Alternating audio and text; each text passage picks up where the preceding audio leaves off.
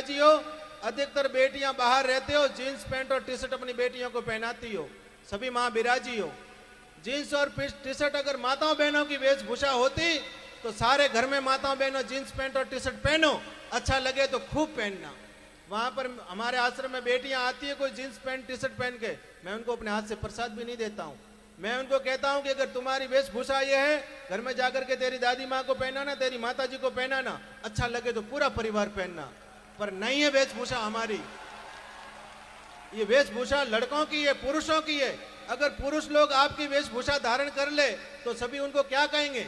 आप लोग अगर वेशभूषा महिलाओं की पहनो तो आपको सब हिजड़ा कहेंगे, पुरुष भी कोई नहीं कहेगा। इसलिए जिसको जो शोभा दे वो वेशभूषा पहननी चाहिए। मेरा उदाहरण देता हूं, अगर मैं साधु हूं, आपके बीच में आया हूं, आप मुझे कोई नहीं जानते हो, मेरे अंदर दुर्गुण होंगे, लाखों दुर्गुण होंगे, पर इस वेश में आया हूं, आप मुझे साधु कहकर के ऊपर बैठाए हो। और मेरे अंदर कोई साधु का गुण न हो, वेश पहना हुआ इसलिए आप सम्मान कर रहे हो, और मैं साधु हूं, सारे मेरे अंदर साधु के गुण हो, मैं जींस पैंट और टी शर्ट पहन के आता, कोई मेरा सम्मान करता क्या? सब कहते कोई जींस पैंट टी शर्ट पहने बाल बड़ा हुआ कोई आदमी आया था, कोई साधु भी नहीं कहता। ये वस्त्र का प्रभाव है। आप लोग अभी सिनेमा हॉल में सिनेमा देखने जाओ, आपको कोई नहीं कहेगा कि सिनेमा देखने क्यों आए हो, और मैं चला जाऊं सिनेमा हॉल में तो सब मुझे देखेंगे, बाप जी कोई बुद्धि खराब हुई जटे आया है। ये वेश का प्रभाव है, जीवन में वेश का बड़ा प्रभाव पड़ता है।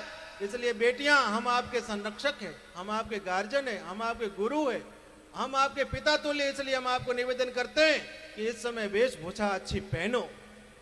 और माताओं बहनों, आप लोग आंख मिचती हो, इस समय संक्रमण काल चल रहा है, इस समय बहुत सारी, क्या कहें, अभी आपने केरला स्टोरी देखी होगी।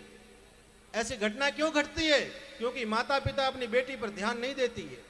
माता पिता का कहीं न कहीं माँ आंख मिचती है, इसलिए ऐसी दुर्घटना घटती है, जिसके कारण पूरे परिवार को नीचे देखना पड़ता है, जिसके कारण समाज को नीचे देखना पड़ता है, जिस गांव में रहते उस गांव को नीचे देखना पड़ता है।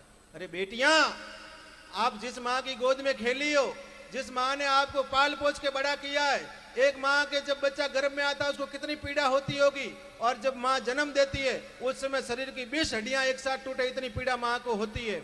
वो खिला पिला के 20 साल तक पाला है। जब ऐसा कोई घटना घटती है, माता पिता सामने जाते हैं तो बेटी कहती है कि मैं तो आपको जानती ही नहीं। उस समय माँ बाप के हृदय में क्या बीतती होगी, ये कभी विचार करना। और ऐसे गलत रास्ते पे कौन जाता है? जिसके अंदर संस्कार नहीं होते वो ऐसे गलत रास्ते पर जाते हैं। जिसके अंदर संस्कार होंगे वो 7 बार विचार करेगा कि मैं ऐसा गलत कदम उठाऊंगी तो मेरे पिता के हृदय में क्या बीतेगी, मेरी माँ के हृदय में क्या बीतेगी। इसलिए बच्चों को क्या करना चाहती हो? इतने बड़े नाखून किसके थे? रामायण महाभारत देखी होगी, सबसे ज्यादा गंदगी नाखूनों में रहती है।